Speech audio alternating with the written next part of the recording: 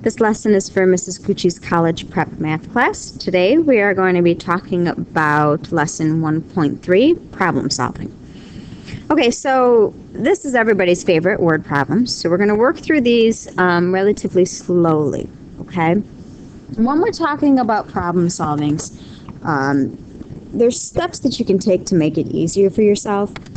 So your first step is to always try and understand the problem. You want to read the problem several times. The first time through is just kind of an overview. Read it a second time, you write down your important information so that you can figure out exactly what the problem wants you to find. The next one is to kind of figure out a plan for yourself. You can make tables, draw pictures, use trial and error, anything that is going to help you work through the material. The next step is to actually carry out your plan, do exactly what you had planned to do to solve it. And then the last step is to look back and check your answer to make sure that you did it correctly and that it's reasonable, that the answer that you're getting is reasonable for the question. So let's start by looking at a problem that asks you to find what's missing, okay? Because sometimes we're given problems and there's not enough information there for us to actually complete the task. Okay, so which necessary piece of information is missing and prevents you from solving the following problem? All right, a man purchased 5 shirts, each at the same discount price. How much did he pay for them? All right, so we're looking to see what information is actually missing. So here's what's given. We have the number of shirts, right? That's given to us. We know we have 5 shirts. Okay. We need to know how much he paid total. So normally what I would do is I would say, okay, so I've got 5 shirts. I'm going to take that 5 shirts and take their cost and multiply. So 5 times whatever each shirt costs. So do I have all of that information? Well, it doesn't look like I have the cost of the shirt. So what piece is missing? The cost of the shirt. Okay, so you're looking for missing pieces. All right, let's try the next one. What's unnecessary? Meaning, now I've got too much information. What didn't I need? Okay. All right, and a roll of easy white paper towels contains 100 sheets and costs $1.38. Comparable brand Quick Clean contains 5 dozen sheets per roll and costs $1.23. If you need 3 rolls of paper towels, which brand is the better value? Which brand is the better value if I need 3 rolls of paper towels? All right, so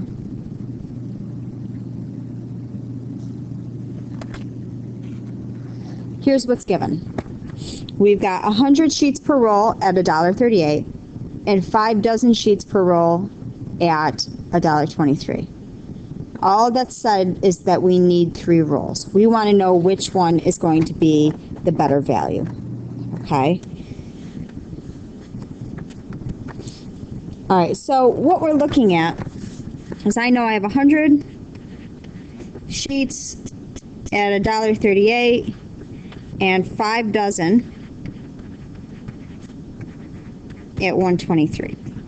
Okay? I need 3 rolls.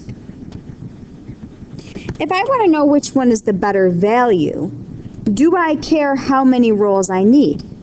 Will the number of rolls change which one is the better cost? So this here is my extra information, okay?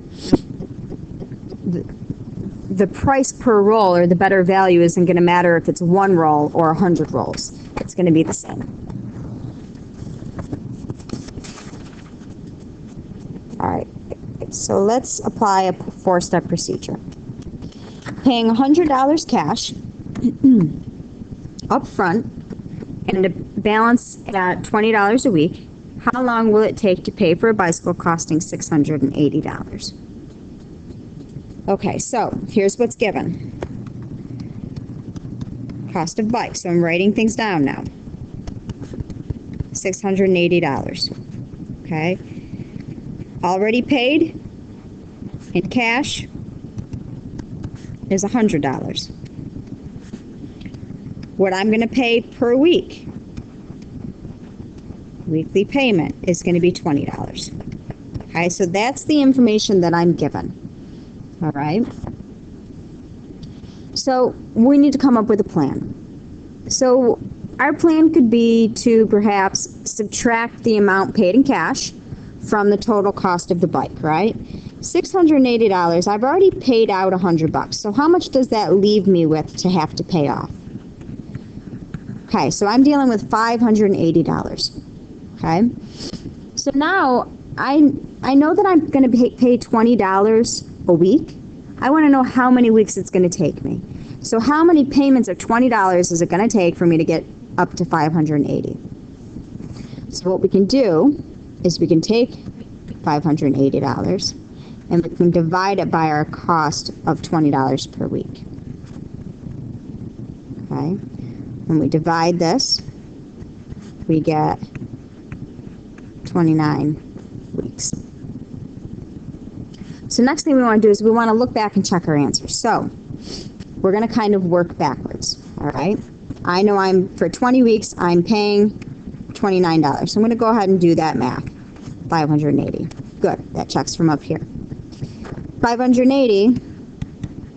And then the 100 that I already paid brings me back to my 680. So that checks. Okay. So you're always going back to check, kind of work backwards to see if you've done it correctly. All right. Try another one. Let's solve a problem by making a list. Suppose you are an engineering program programming the automatic gate for 50-cent toll. The gate should accept exact change only. It should not accept pennies. How many coin combinations must you program the gate to accept? Okay, again, no pennies, which means you can have half dollars, quarters,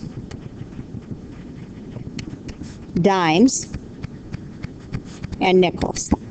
Those are your options. Okay, so I'm going to create a list here. So again, 50-cent toll.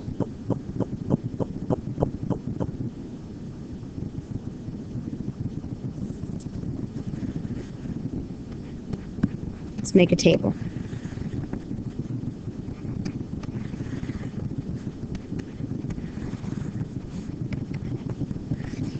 All right, remember, half dollars is 50 cents, quarters 25, dimes is 10, and nickels is 5. All right, so let's kind of go through this. Let's think about it.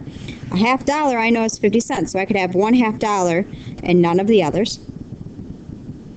Now let's go to quarters. I can have 2 quarters and none of the others. I can have 1 quarter, that's 25. 35, 45, 50, right? 2 dimes and a nickel. 2 dimes and a nickel is 25, plus 25 gives me 50. I could have 1 quarter, 1 dime. How many nickels would I need? So if I went quarter, dimes, that's 35, 45, 50, 25, 35, 45, 50. So that would give me 2.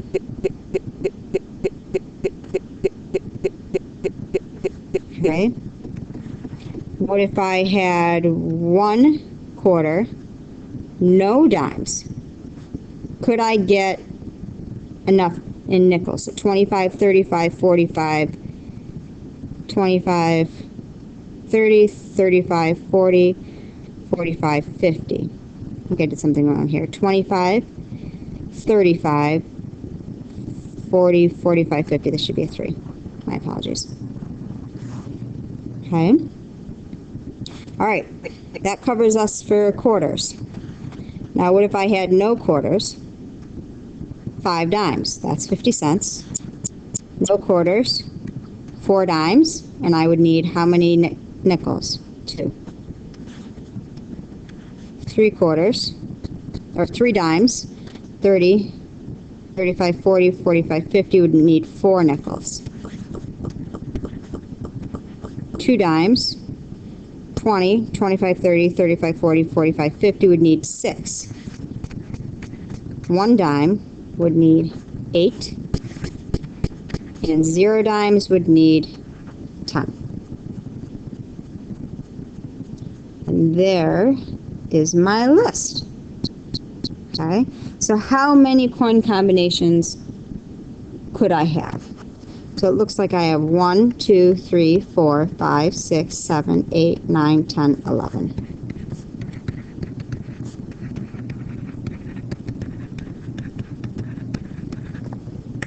And that's just by making a table.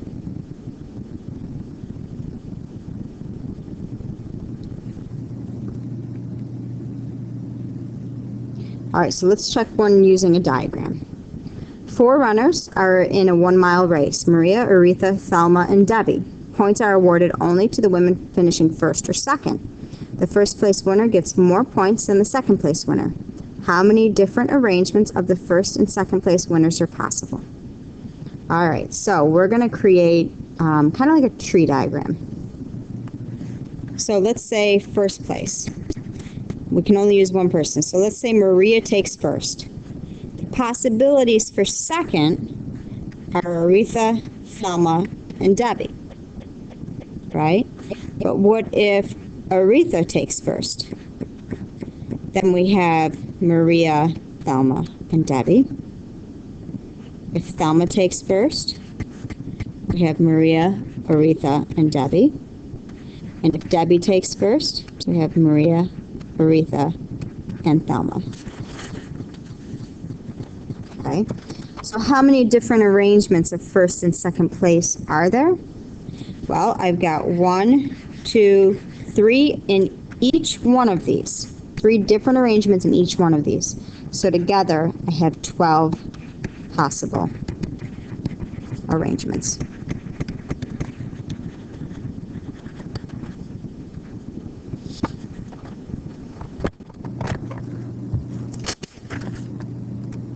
All right. Using a reasonable option to solve a problem with more than one solution. So a sales director who lives in City A is required to fly to regional offices in cities B, C, D, and E. Other than starting and ending the trip in City A, there's no restrictions as to the order in which the other 4 cities are visited. The one-way fare between each cities are given in a table below. A diagram that illustrates this information is to the left. Give the sales director an order for visiting cities B, C, D, and E once and returning home for City A that's less than $750. So again, we have to start at A, and we have to hit each city. Okay, so we're just going to try and go through each route. So let's say I went A to E to D, right? A, D, C, B, A. All right, let's see how much that would cost us. So A to D is 128 plus E to D, which is 194, plus 169, plus 116, plus 180. So let's see what that is going to cost us. The goal is to get it under $750. So I'm going to put this into my calculator.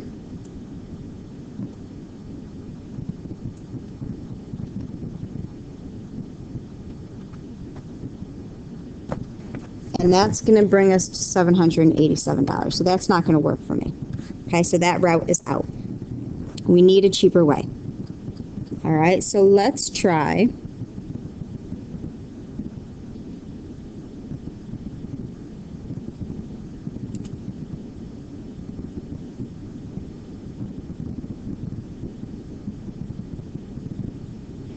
we want to go the cheapest way possible. So let's look at our cheap routes from A.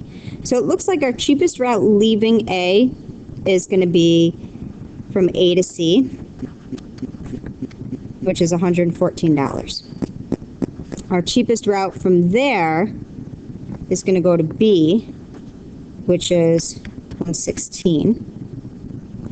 Our cheapest route leaving there is going to be to D, which is 145. And then leaving there is going to be, well, we don't want to go back to A yet, right?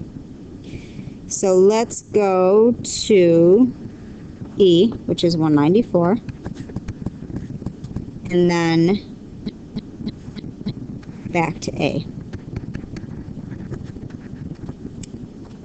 So let's see what that one costs us. So all I did is I took the cheapest routes, except for the one where we couldn't go to the city I'd already been in. So when I add those all up, I get a grand total of $697, which lo and behold is less than $750. Okay, so that's going to be our cheapest route. And of course, there may be others that are underneath that $750 amount, but that's the one that I chose to do because it worked for us. And again, I just followed what was cheapest, and I hit every city that I needed. Okay, guys, that's it for today. Make sure you do the practice document, and I will see you later. Thanks.